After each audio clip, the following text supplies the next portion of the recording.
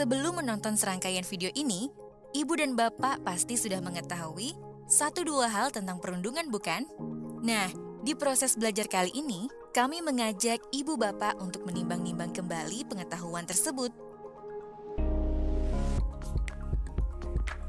Selamat datang di Mitos dan Fakta, Basmi Perundungan Sejak Dalam Pikiran. Yuk menebak tiap asumsi terkait perundungan berikut satu persatu. Perundungan di kalangan anak atau peserta didik itu hal yang wajar terjadi. Mitos atau fakta? Mitos. Meskipun perundungan kadang terjadi dari waktu ke waktu, tidak berarti bahwa ia wajar. Perundungan tidak dapat ditoleransi sebagai suatu yang normal, karena tindak kekerasan dalam bentuk apapun bukanlah hal wajar. Maka, kita semua perlu lebih peka dalam memahami dinamika pertemanan anak. Ibu dan bapak mungkin pernah dengar bahwa perundungan bisa membangun karakter anak. Apakah ini mitos atau fakta? Mitos.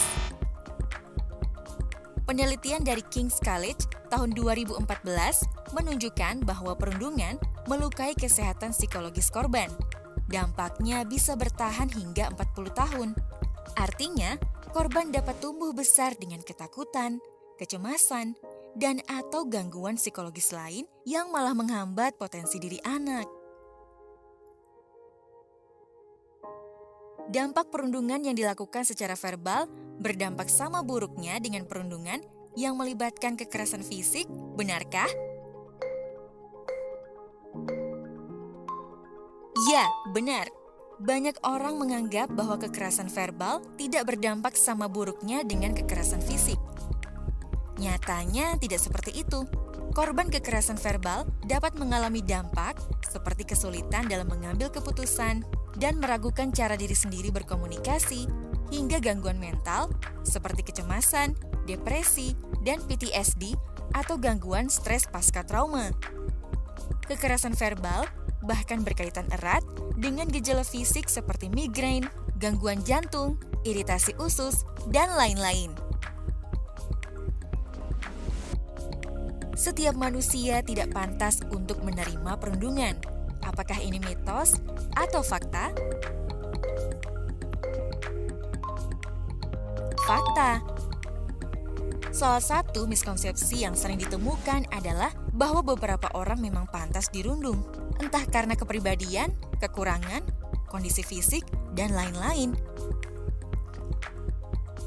Faktanya, setiap manusia berhak untuk dihormati, diperlakukan dengan setara, dan yang paling penting, bebas dari ancaman perundungan. Perundungan sama dengan candaan atau gurauan, benarkah? Mitos. Perundungan sering dikerdilkan dengan dalih bahwa itu lelucon anak-anak belaka. Padahal, candaan seharusnya tidak menimbulkan kerugian atau menyakiti orang lain. Jika korban tidak menganggap tindakan pelaku lucu dan malah merasa dirugikan, tindakan tersebut sudah jelas adalah kekerasan.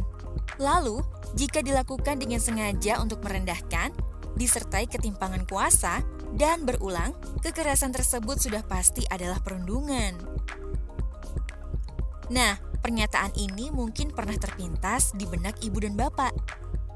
Jika terjadi perundungan, sebaiknya didiamkan saja karena akan selesai dengan sendirinya. Mitos atau fakta?